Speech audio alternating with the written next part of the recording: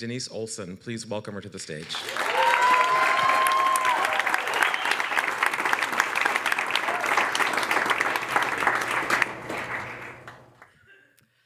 So when I was a little kid, I remember sitting at a big round table, and in front of me was the most amazing Thanksgiving feast. And I was there with my dad and my sister and my brother, and I couldn't wait to dive in. But we had to wait for my mom. And it wasn't because she was finishing up the cooking. She didn't cook any of it. We were at Granny's 24-hour pancake house. So the reason we were waiting for my mom is because she was a waitress there, and she was finishing up a couple tables. And my mom's name is Dolly, and that's what I called her all of my life. And her boss, who's the owner of the restaurant, her name is Angie, but everybody called her Granny. So Granny would let my mom take an extended break on the holidays so that she can enjoy a meal with us. So instead of a 15-minute break, she got a 30-minute break. And so I remember we were eating, and she seemed like really distracted, and we talked, and she cut my bread and all that other stuff. But she appeared to be just so anxious to get back to work, because as soon as the break was over, she got up and she started taking orders again. So my mom had to work on the holidays because that was the time where she would make the most money. She worked for tips. And so sometimes her regulars would leave her like maybe a bigger tip than they usually would. And so she would come home with double of what she would have made on a regular day. And so since she was the breadwinner of our family, it was very important that she worked, even though that meant she was going to be away from us on the holidays. So our family, we'd spend the holidays at home together and have a meal, but it would either be like 2 days before or 2 days after the actual holiday. It just depended on her schedule. So my dad, he would be in charge of making the main dish, like the turkey for Thanksgiving or the lamb for Greek Easter. And my mom, she was in charge of the side dishes. And so she wasn't a very good cook, so either things would come out of a can or they'd come out of a box, like those box mashed potatoes that you just add water and some hot butter. But we didn't care. That was like so delicious to us, so we were so excited and couldn't wait to eat. And so dessert, we'd have one of those Sara Leach cheesecakes that you would get from the grocery store freezer. Except on Easter, Dolly would do something really special on Easter. She would sneak in a cake that was shaped like a lamb, and its wool, or the frosting and coconut shreds were the wool, and the eyes and nose were jelly beans. But the funny part about it is that we lived in Chicago in a one-bedroom apartment. There were 5 of us, and I think it was maybe about like 400 square feet. So she would come home, and as soon as the key would go into the door, we would all go running to greet her. Mom's home, woohoo! So the surprise was always spoiled, but every year she would do the same thing. So she loved when we were at the restaurant, especially on the holidays. We'd watch her, and she'd be taking an order over here at a table, talking to her customers, and then she'd start pointing at us, and then they would look at us, and 5 minutes later, those same customers would be standing next to us talking. And it would always be the same conversation. Oh, you're getting so big. You look just like your mother. Oh my gosh, so awkward. It's the same conversation I have with little kids now. So, but of course, we loved it, and it was because our favorite part about the holidays, being there at the restaurant, is that we each got to choose our own dessert. And you know how those restaurants have those like rotating pie cases? There's one here right now with the pizza on it.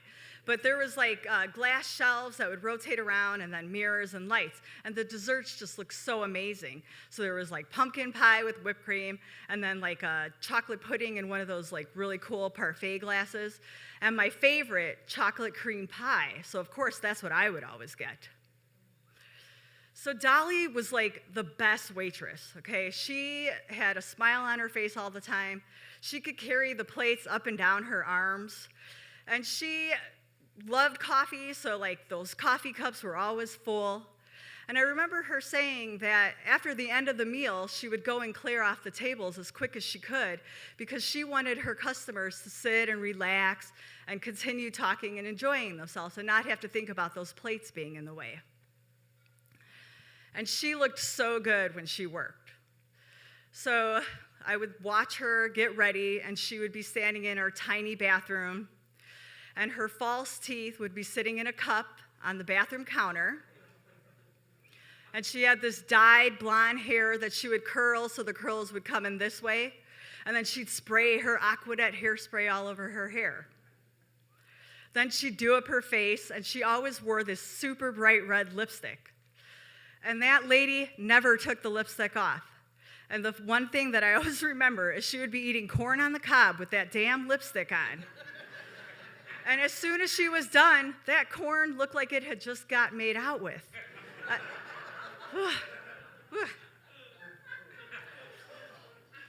So she wore nude nylons and these white bobby socks that you fold over, and there's like a ruffle on the end or a little puff ball. And then she had to wear white nursing orthopedic shoes. She had really bad legs. And her waitress uniform was a black mini skirt and a black vest, and then she had like a white shirt. And she wore her apron wrapped around her waist. But her one pride and joy thing was her gold jewelry, so she always had to have her necklaces on and her earrings. But the last thing that she did, the finishing touch, was that she would spray Taboo perfume all over her. Now, I don't know if you smell Taboo. It is not a smell that I enjoy. I don't even know if they still make it. So we lived in Chicago, like I said, and so we didn't have a car, so she would have to take 3 city buses in order to get to work. And the restaurant was only about 6 miles away. So every once in a while, she would splurge on a cab, but that was only if it was like 4 feet of snow or she was running really late. But most of the time, it would be the bus. But she loved the restaurant. That's all she ever talked about. And she loved her boss, Granny. They were best friends. And I could never understand why Dolly loved Granny so much, because Granny was this weird, unique, crazy lady. So I'm Greek, but Granny was like super Greek, okay? She was short, and she looked like she was like so much older than she actually was. I think she was only like 12 years older than my mom, but she seemed like an old lady to us. And she was wealthy, so she always dressed really nice, and she smoked a lot of cigarettes. And she always had a screwdriver cocktail in her hand, so that's a vodka and orange juice. And her voice was like super raspy from all of the smoking. And her voice was like this. So one time my brother and I were standing at the candy counter, and she says to Dolly, "Dolly, give the kids some candy, Dolly." And that is Granny. To this day, we crack up about Granny and that voice. Okay, but the reason why I question why Dolly loved her so much is because Granny would sit in her office, she'd be counting her money, smoking her cigarettes, drinking her screwdriver, and then she'd be yelling at everybody. So she would yell at the cooks if the cooks messed up an order. She'd yell so loud, you can hear her all the way on the other side of the restaurant. She would yell at the waitstaff, "You forgot to bring the butter. Where's the butter?" Okay? And she would yell at Dolly all the time. I even tried to work there one year when I was maybe about 16 years old as the cashier, and she yelled at me all the time, and I couldn't take it. She actually told my mom, she says, "Nisi has an attitude problem. She can't work here." You know what? Thank you. I do not want to work here. But anyway, I did also think that how amazing it is that my mother's best friend is her boss, okay? I'm kind of in a situation like that myself right now, so I know how special that is. Well, I think that maybe Dolly loved Granny so much because when Dolly was 17, her mom passed away from breast cancer. And then her dad told her that he never wanted a daughter, so he disowned her. So she lived with her grandfather most of her, teenage life. And I think that maybe Granny played that motherly role that Dolly so desperately needed. And Granny was great. She took care of my mom. And when my mom's legs finally gave out, Granny gave her a position as the cashier. And so that's what she did for a while after that. So over the years, I've learned how to make all of those side dishes from scratch. And I find myself every Easter trying to find a lamb cake in Portland. Still haven't found one, so if anybody knows where I can find one, please meet me after the show. But I just think about Dolly, and I remember, that she made everybody feel so special. She treated everybody, all of her customers, like they were her family. And even though she didn't have much, she did the best that she could with what she had. And Dolly passed away 5 years ago from ovarian cancer. And it was right after Thanksgiving. She actually tried to stay alive for Thanksgiving, and she did. But not having her here during the holidays, it's very hard still, and it's always going to be hard. But I know that at the end of everybody's meal, I'm the first one that clears off the plates because I want people to sit there and enjoy themselves. And I know that that's what Dolly would want too. Thank you.